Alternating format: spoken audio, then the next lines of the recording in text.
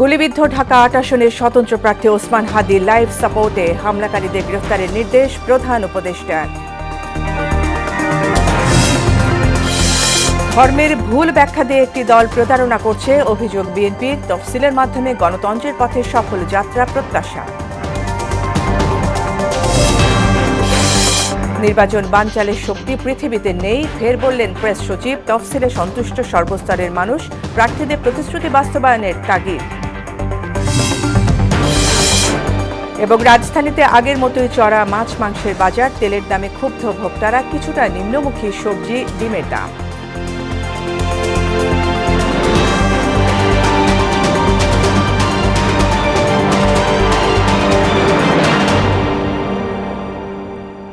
আসসালামু আলাইকুম, সবাইকে মোহনা সংবাদে স্বাগত। শুনছিলেন শিরোনাম, পুরো সংবাদের সঙ্গে আছি আমি ফারজানা ইয়াসমিন।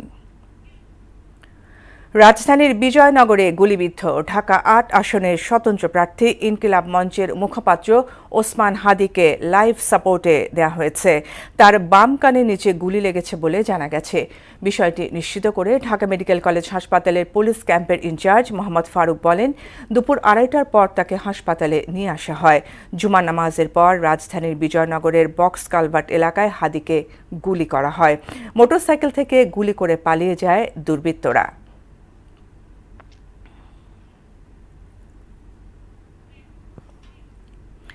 ওসমান হাদি দুর্বৃত্তদের গুলিতে গুরুতর আহত হওয়ার ঘটনায় গভীর উদ্বেগ প্রকাশ করেছেন অন্তর্বর্তী সরকারের প্রধান উপদেষ্টা প্রফেসর ডক্টর মোহাম্মদ ইউনূস। শুক্রবার প্রেস উইংয়ের এক বিবৃতিতে তিনি উদ্বেগ প্রকাশ করেন। বিবৃতিতে তিনি আহত ওসমান হাদির সর্বোচ্চ চিকিৎসা নিশ্চিত করতে সংশ্লিষ্টদের প্রয়োজনীয় সব ব্যবস্থা গ্রহণের নির্দেশ দেন। আইনশৃঙ্খলা রক্ষাকারী বাহিনীকে দ্রুত ও ব্যাপক তদন্ত চালিয়ে হামলায় জড়িত সবাইকে শনাক্ত করে আইনের আওতায় আনার কঠোর নির্দেশ দেন প্রধান উপদেষ্টা। এ নিয়ে আরও জানাতে ঢাকা মেডিকেল কলেজ হাসপাতাল থেকে যুক্ত হচ্ছেন সহকর্মী মোহাম্মদ জুয়েল। জুয়েল, গুলিবিদ্ধ ওসমান হাদির শারীরিক অবস্থা সম্পর্কে সবশেষ কি তথ্য আছে আপনার কাছে?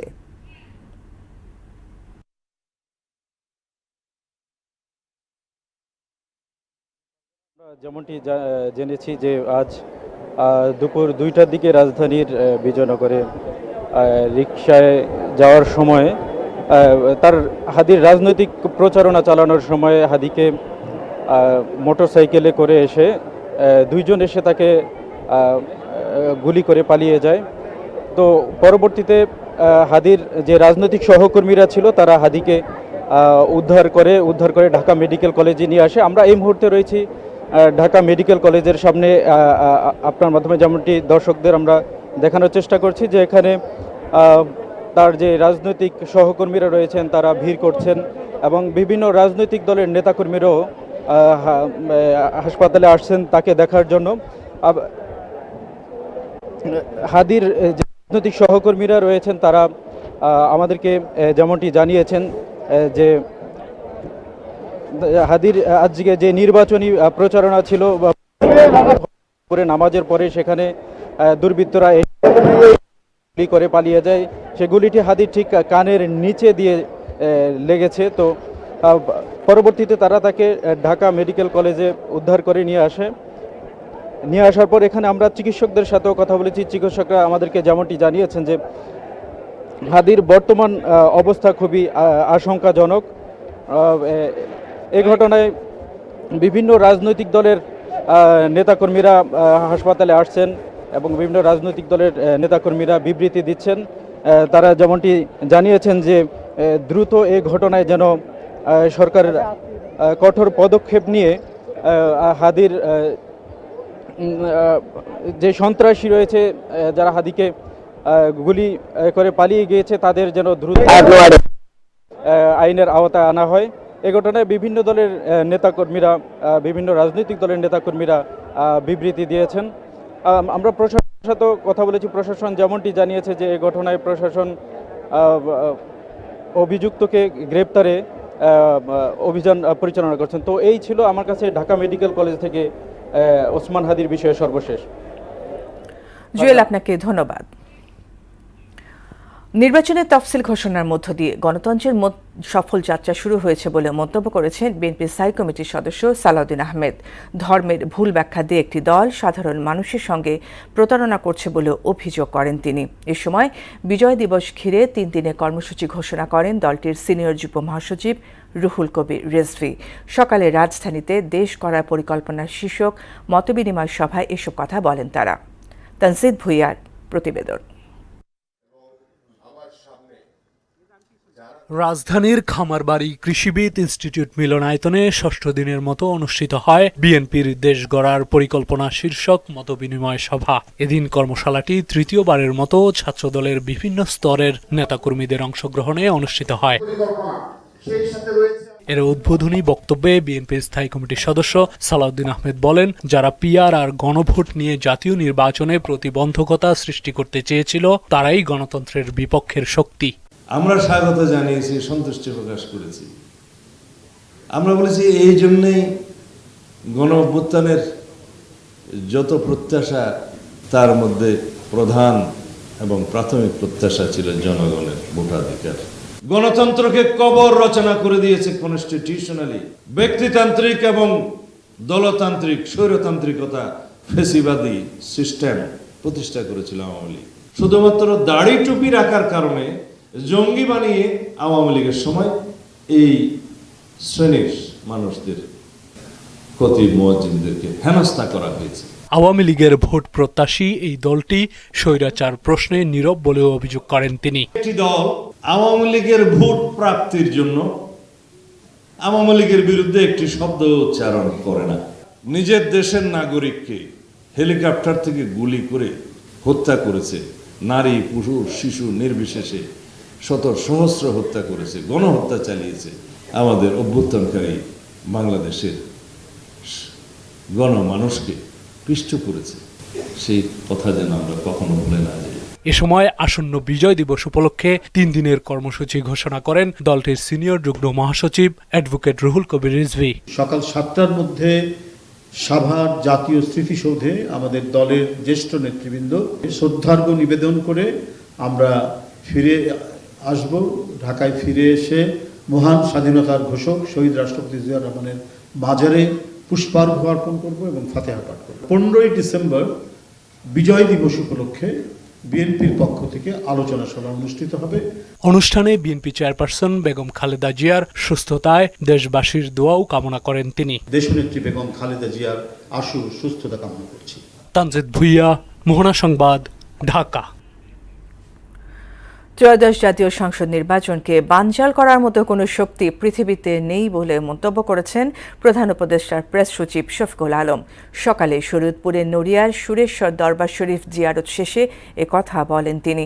এছাড়া অনৈতিক দাবি নিয়ে নির্বাচন বানচাল করার চেষ্টাকারীদের সরকার কঠোর হস্তে দমন করবে বলেও জানিয়েছেন প্রেস সচিব। বাংলাদেশের মানুষ নির্বাচনের জন্য অধীর আগ্রহে আছে জানিয়ে তিনি বলেন, স্বৈরাচারের 15 বছরে মানুষ কোনো ভালো নির্বাচন পায়নি, তাই সবাই ভালো একটা নির্বাচন চায়। পৃথিবীর কোনো শক্তি নাই এই নির্বাচনকে ডিসরাপ্ট করার মতো। বাংলাদেশের মানুষ নির্বাচনের জন্য অধীর আগ্রহে আছে। কোনো ধরনের কোনো চ্যালেঞ্জ কিছু না, কোনো ধরনের। আর যারা আইন শৃঙ্খলা অবনতি করার চেষ্টা করবে, আপনারা দেখেছেন কালকে আমরা কয়েকজনকে অ্যারেস্ট করা হয়েছে। যারা এটা করবেন, যারা আইন হাতে তুলে নেওয়ার চেষ্টা করবেন, কঠোর হাতে দমন করা হবে। প্রতীক্ষিত নির্বাচনী তফসিলকে স্বাগত জানিয়েছেন রাজনীতিবিদ, রাষ্ট্রবিজ্ঞানী সহ সর্বস্তরের মানুষ। তবে জনপ্রতিনিধিদের নির্বাচনী প্রতিশ্রুতি পরবর্তীতে বাস্তবায়িত হয় না জানিয়ে হতাশা ব্যক্ত করেন শ্রমজীবী মানুষেরা। আর এই হতাশার জায়গায় কাজ না করতে পারলে শেষ পর্যন্ত জনপ্রতিনিধিরাই ক্ষতিগ্রস্ত হয় বলে মনে করছেন রাজনীতিবিদরা। এমন অবস্থায় সুষ্ঠু গণতন্ত্রের স্বার্থে নির্বাচনী প্রতিশ্রুতি পালনের তাগিদ দিলেন রাষ্ট্রবিজ্ঞানীরা। আরও জানাচ্ছেন উষা ফেরদৌস। আমার সোনার বাংলায় বৈষম্যের ঠাঁই নাই, এই স্লোগান নিয়েই গত বছরের জুলাই শুরু হয়েছিল কোটা সংস্কার আন্দোলন। ঘটনা পরস্পরায় যা গড়ায় সরকার পতনের আন্দোলনে। আর আওয়ামী লীগ সরকার পতনের পর আবারও শুরু হয় নতুন দেশের স্বপ্ন দেখা। আগামী 12 ফেব্রুয়ারি জাতীয় সংসদ নির্বাচনের সঙ্গে গণভোটও অনুষ্ঠিত হবে। সিসির তফসিল ঘোষণার মধ্য দিয়ে জাতি আনুষ্ঠানিকভাবে নির্বাচনী যাত্রা শুরু করলো। আর এই নির্বাচনকে স্বাগত জানিয়েছেন শ্রমজীবী মানুষেরা। তবে তাদের হতাশাও কম নয়। তফসিল ঘোষণা হচ্ছে, নির্বাচন হইলে তো ভালো হইব সবার জন্য। নির্বাচনের আগে তো মনে করেন কত চা খাওয়ায়, কত কিছু করার পরে মনে করেন খালি কোনো নাম ভোট পাস করতে পারলে তারপর আর আমাকে দিকে আর খেয়াল নেই, তখন মনে করেন আগে চুরির দান্দা। একটি অবাধ, সুষ্ঠু ও গ্রহণযোগ্য নির্বাচনের মাধ্যমে জনগণের প্রতিনিধিদের কাছে ক্ষমতা হস্তান্তরই হবে অন্তর্বর্তী সরকার ও নির্বাচন কমিশনের সবচেয়ে বড় দায়িত্ব ও চ্যালেঞ্জ। উৎসাহ উদ্দীপনার মধ্যে দিয়ে অ্যাটলিস্ট মাস পিপল তাদের ভোট দিতে পারবে এরকম একটা আশা তৈরি করেছে। রাজনৈতিক সংস্কৃতিতে আসলে নির্বাচনটাকে জাস্ট একটা মানে ওই যে মানে নৌকা পার হওয়া বা বৈতরণী পার হওয়ার একটা উপায় হিসাবে দেখা, কিন্তু 5 বছর ধরে যে গণতান্ত্রিক যে কালচারগুলো লালন, যে আপনাকে জনপ্রতিনিধি হিসাবে জনগণের প্রত্যেকটা জিনিস গুরুত্বের সাথে দেখা হবে, সেই জিনিসগুলো তো হয় না। আলটিমেটলি আমরা পরবর্তীতে নির্বাচনের পরে পাওয়ার পলিটিক্সে চলে যাই। সরকার একটি গ্রহণযোগ্য নির্বাচন আয়োজন করবে বলে প্রত্যাশা জানান জামায়াতে ইসলামীর কেন্দ্রীয় নির্বাহী পরিষদ সদস্য সাইফুল আলম খান মিলন। জাতির জন্য এখন নির্বাচনের বিকল্প নাই। যাদের হাতে অনেক অস্ত্র আছে, যারা পাড়া মহল্লায় নানান রকমের মস্তানি করে, এদের কোনো পার্টি পরিচয় নাই, বরঞ্চ এক বাক্যে আমরা বলতে পারি যে এরা সমাজের শত্রু, দেশের শত্রু।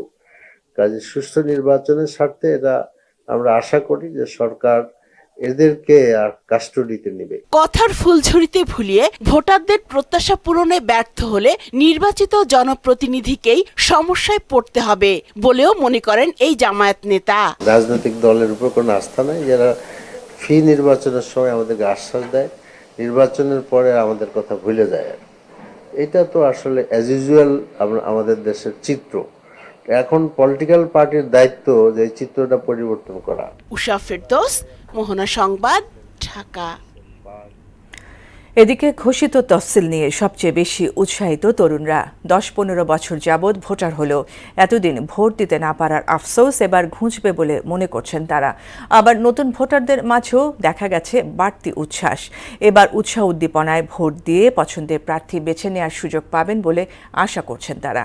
ভোট নিয়ে তারুণ্যের ভাবনার কথা জানাচ্ছেন মনিরুল ইসলাম। ছিল অনেক সংশয়, জাতীয় নির্বাচন নিয়ে জলঘোলাও কম হয়নি। এরই মধ্যে ঘোষণা হয়েছে তফসিল, আর এতেই কেটে গেছে নির্বাচন নিয়ে সকল ধোঁয়াশা। শহর, নগর, গ্রাম জুড়ে তাই সৃষ্টি হয়েছে নির্বাচনী আমেজ। এ ভোট নিয়ে তরুণরাই বেশি আগ্রহী। অনেকে 15 বছর আগে ভোটার হয়েও সুযোগ হয়নি ভোট দেওয়ার, আবার অনেকেই হয়েছেন নতুন ভোটার। তারা এবার আশাবাদী ভোট দেওয়ার ব্যাপারে, তাই আনন্দ চিত্তেই তফসিলকে স্বাগত জানিয়েছেন। এতদিন তো দেশ স্বৈরাচারের কবলে ছিল, এখন যেহেতু মুক্তি হয়েছে, এখন সবাই স্বতঃস্ফূর্তভাবে ভোট দিতে পারবে। তো যে ক্যান্ডিডেটরা দেশের জন্য কিছু করতে পারবে, দেশের জনগণের পাশে থাকতে পারবে, তাদের জন্যই দেওয়ার চেষ্টা করবো আর কি। নির্বাচন হলে নির্বাচিত সরকার আসবে, তারা একটা কাঠামো গড়ে তুলবে, অবশ্যই একটা সুন্দর পরিবেশ তৈরি হবে আশা করি। চায়ের দোকান, বাজার, রাস্তার মোড় সবখানেই তরুণদের উপস্থিতি চোখে পড়ার মতো। তাদের নিয়ে যিনি ভাববেন তারুণ্যের ভোটটা তিনিই পাবেন বলেও জানান তারা। যে সরকারি ক্ষমতায় আসুক, আমাদের হইতেছে দুর্নীতিমুক্ত আমরা একটা দেশ চাই। এই চাঁদাবাজি, তারপরে হইতেছে যে গুম খুন, আমরা তারপরে যে মাদকাসক্ত যে যারা আছে এদের নিরাময়, মানে ওভারঅল একটা ভালো একটা পরিবেশ চাই। একটা সুন্দর শিক্ষা ব্যবস্থা আর কি, যাতে আমরা দেশেই কর্মসংস্থানের ব্যবস্থা করে আমরা যাতে দেশেই শান্তিতে নিজের বাবা মার সাথে, ফ্যামিলির সাথে থাকতে পারি। আর নারীরা দেশের অর্ধেক ভোটের অংশীদার। নির্বিঘ্নে ভোট দেওয়ার সুযোগটাই তাদের সবচেয়ে বড় প্রত্যাশা। ইস্তেহার দেখেই ব্যালটে রায় দেবেন বলেও জানান তারা। সুষ্ঠু নির্বাচন হোক, সবাই জনগণের পক্ষে কাজ করুক, এটাই চাওয়া, বেশি কিছু না। আর হত্যা, খুন, গুণ এগুলো না ইদানিং নর্মাল হয়ে যাচ্ছে, তো সেই জিনিসটা যেন না হয়। প্রত্যেকের জীবনের একটা নিরাপত্তা চাই। বাংলাদেশে যেহেতু তরুণরা একটা সমাজকে ধরে নিয়ে যায়, তো আমার মনে হয় তারেক রহমান আমাদের বুঝটা বুঝবে। আর ওনার মেয়েও আছে যিনি আমাদের ভবিষ্যতে আমাদের দেশ ধরবে, জাইমা রহমান। প্রচলিত শিক্ষার কারিকুলাম পরিমার্জন, গবেষণা খাতে বরাদ্দ, স্বাস্থ্য ও নগর পরিকল্পনা যেন নির্বাচনী ইস্তেহারে গুরুত্ব পায়, সেই প্রত্যাশাই সবার। মনিরুল ইসলাম, মোহনা সংবাদ, ঢাকা। উপদেষ্টা পদ ছেড়ে দেওয়ার পর এবার নির্বাচনে নিজের আসন ও অবস্থান ঘোষণা করলেন আসিফ মাহমুদ সজীব ভুঁইয়া। ঢাকা 10 আসনে স্বতন্ত্র প্রার্থী হিসেবে ফেব্রুয়ারিতে হতে যাওয়া ত্রয়োদশ জাতীয় সংসদে লড়বেন বলে জানান তিনি। শুক্রবার ফেসবুকে এক ভিডিও পোস্টের মাধ্যমে বিষয়টি নিশ্চিত করেন। আসিফ মাহমুদ বলেন, বড় কোনো রাজনৈতিক দলের পৃষ্ঠপোষকতা, অসংখ্য নিবেদিত কর্মী, প্রচলিত ব্যবস্থায় প্রয়োজনীয় অর্থ তার নেই। কেবল জনসাধারণের সহযোগিতা ও সমর্থনই তার একমাত্র অবলম্বন। আসন্ন ত্রয়োদশ জাতীয় সংসদ নির্বাচনে আমি ধানমন্ডি, কলাবাগান, হাজারীবাগ, নিউ মার্কেট এবং কামরাঙ্গীরচরের একাংশ নিয়ে গঠিত ঢাকা 10 সংসদীয় আসনে স্বতন্ত্র প্রার্থী হিসেবে দাঁড়াচ্ছি। বড় কোনো রাজনৈতিক দলের পৃষ্ঠপোষকতা, অসংখ্য নিবেদিত কর্মী, প্রচলিত ব্যবস্থায় প্রয়োজনীয় অর্থ কোনোটাই আমার নেই। আপনাদের সহযোগিতা, সমর্থনই আমার একমাত্র অবলম্বন এবং আমার দায়বদ্ধতাও থাকবে শুধুমাত্র আপনাদের প্রতি। রাজধানীর বিভিন্ন বাজারে নিত্যপণ্যের দামে রকমফের দেখা গেছে। শাকসবজি ও ডিমের বাজারে কিছুটা স্বস্তি ফিরলেও মাছ ও মাংসের দামে তেমন কোনো পরিবর্তন নেই। এদিকে তেলের দাম লিটারে 5 টাকা বাড়ায় ক্ষোভ জানিয়ে বাজার মনিটরিং বাড়ানোর তাগিদ দেন ক্রেতা বিক্রেতারা। সুরাইয়া মন্ডির রিপোর্ট। শীতের সকালটায় রাজধানীর বাজারগুলোতে দেখা গেছে শীতের সবজির সমাহার। সরবরাহ ও উৎপাদন বেশি থাকায় গেল সপ্তাহের তুলনায় বাজারে সবজি আসার পরিমাণ বেড়েছে। ফ্রেশ জিনিস নিয়ে আসে, ফ্রেশটা একটু সাজায় রাখে, দামটা ডাবল। ইতিমধ্যে বেশ কিছু সবজির দাম কেজিতে 5 থেকে 10 টাকা কমেছে। ডজন প্রতি ডিমের দাম কমেছে 10 থেকে 15 টাকা। গরুর মাংস অপরিবর্তিত থাকলেও ব্রয়লার মুরগির দাম 150 থেকে 160 টাকা করায় ক্রেতাদের মধ্যে দেখা গেছে মিশ্র প্রতিক্রিয়া। আগে থেকে কমছে, আগে তো ছিল ব্রয়লার ছিল আপনার 170, ডিমের দাম প্রচুর কম, দাম সামনে আরো কমবো। এই সময় হয়তো আনুষ্ঠানিকতা বেশি থাকে, যার ফলে চাহিদার এগেনস্টে যে এটাকে যে সরবরাহ করবে হয়তো বা ওটা নিশ্চিত করতে পারছে না। আমরা যা বেচতে আছি কাস্টমাররা এখন আমাদের লস হলো, আমরা কাস্টমারের দিয়ে দিই। তবে রাজধানীর নামকরা বাজারগুলোতে দাম একটু বেশি বলে ক্ষোভ জানান ক্রেতারা। জিনিসপত্রের দাম তো হাতে দেওয়ার মতো না, সবকিছুই তো দাম একেবারে ঊর্ধ্বগতি। এদিকে মাছের বাজারে রুই, কাতলা, পাঙাশ সহ বেশিরভাগ মাছ আগের দামে বিক্রি হচ্ছে। তবে দোকান ভেদে পার্থক্য দেখা গেছে পেঁয়াজ ও আলুর দামে। তাতে বিপাকে সাধারণ ক্রেতারা। 25 টাকা কেজি সেটা 50 টাকা হয়ে যাচ্ছে। পেঁয়াজের দাম এক জায়গায় বলতেছে 145, এক জায়গায় বলছে 130। তো এটা তো আমরা যারা ক্রেতা আমাদের জন্য তো খুবই হার্মফুল হয়ে যাচ্ছে। পুরান আলু এখন কমে গেছে 20 টাকা 25 টাকা কেজি। নতুন আলু ধরেন আগে ছিল 100 টাকা, এখন হয়ে গেছে 30 টাকা। তার কত কমবো? খালি পেঁয়াজের দামটা একটু বাড়তি, পুরান পেঁয়াজ শেষ, নতুন পেঁয়াজ আসতেছে কমতেছে। শুক্রবারে কাস্টমার বেশি থাকে, ডিমান্ড বেশি, যে কারণে ওরা একটু বাড়িয়ে দাম চায় এবং বাড়িয়ে বিক্রি করে আর কি। এদিকে ভোজ্য তেলের দাম লিটারে 5 টাকা বাড়ায় ক্রেতা বিক্রেতা উভয়ই ক্ষোভ প্রকাশ করেছেন। তাদের অভিযোগ, সরবরাহ সংকট না থাকলেও প্রায় দাম বাড়ানোয় সাধারণ মানুষের নিত্য জীবনে চাপ বাড়ছে। নতুন রেটের তেল এখনো নিই নাই, আমরা বলে গেছে 955 টাকা। বাজারে স্থিতিশীলতা ফেরাতে কার্যকর তদারকির দাবি সবার। মূল সিন্ডিকেটটা কোত্থেকে আসছে এগুলো আপনি একটা চ্যানেল ধরতে ধরুন, কেঁচো করতে সাপ বের হয়ে গেছে, কি দরকার? কেউ আর কেঁচো করতে চায় না। শীঘ্রই নিত্যপণ্যের দাম সাধারণের নাগালের মধ্যে আসবে, এমনটাই প্রত্যাশা সবার। সুরাইয়া মুন্নি, মোহনা সংবাদ, ঢাকা। ঢাকা বিশ্ববিদ্যালয়ের ইতিহাস বিভাগ অ্যালামনাই অ্যাসোসিয়েশনের আয়োজনে অনুষ্ঠিত হল 19তম দ্বিবার্ষিক পুনর্মিলনী। ঢাকা বিশ্ববিদ্যালয়ের টিএসসি প্রাঙ্গণে দিনব্যাপী এই আয়োজনে আনন্দ উৎসবে মেতে ওঠেন ঢাবির ইতিহাস বিভাগের প্রাক্তনরা। সকাল থেকেই ইতিহাস বিভাগের প্রাক্তন শিক্ষার্থী, শিক্ষক ও অতিথিরা এই মিলন মেলায় আসতে থাকেন। ইতিহাস বিভাগের শিক্ষক অধ্যাপক আনোয়ার হোসেন বলেন, এই পুনর্মিলনী প্রজন্মের সেতুবন্ধন রচনার এক মূল্যবান সুযোগ। শেষ করব মোহনা সংবাদ, যাবার আগে শিরোনামগুলো আরও একবার। গুলিবিদ্ধ ঢাকা 8 আসনের স্বতন্ত্র প্রার্থী ওসমান হাদির লাইভ সাপোর্টে হামলাকারীদের গ্রেফতারের নির্দেশ প্রধান উপদেষ্টার। ধর্মের ভুল ব্যাখ্যা দিয়ে একটি দল প্রতারণা করছে, অভিযোগ বিএনপি। তফসিলের মাধ্যমে গণতন্ত্রের পথে সফল যাত্রা প্রত্যাশা। নির্বাচন বানচালের শক্তি পৃথিবীতে নেই, ফের বললেন প্রেস সচিব। তফসিলে সন্তুষ্ট সর্বস্তরের মানুষ, প্রার্থীদের প্রতিশ্রুতি বাস্তবায়নের তাগিদ।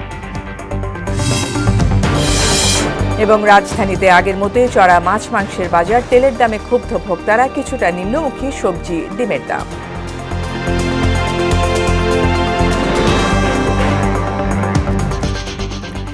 এই ছিল মোহনা সংবাদে। পরবর্তী সংবাদ রাত 9টায়, এরপর সন্ধ্যা 7টায় দেখবেন সংবাদ এক নজরে। মোহনার সর্বশেষ খবর জানতে ভিজিট করুন www.mohana.tv।